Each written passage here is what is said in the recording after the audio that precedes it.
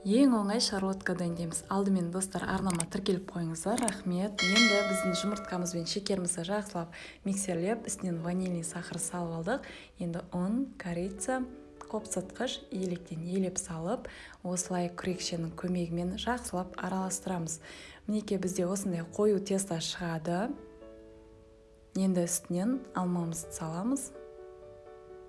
Тағы да жақсылап араластырамыз. Мен осы бойда духовканы 180 градусқа қыздырып қойдым. Диаметрі 22 см форма. Менде астын фольгамен жауып алып, енді ішіне саламын. Бетін осылай алманы қойып шықтым әрлеп.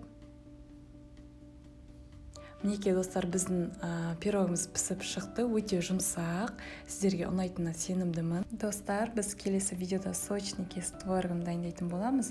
Міндетті түрде арнама жазылып, лайк басып қойыңыздар. Рахмет, сау болыңыздар.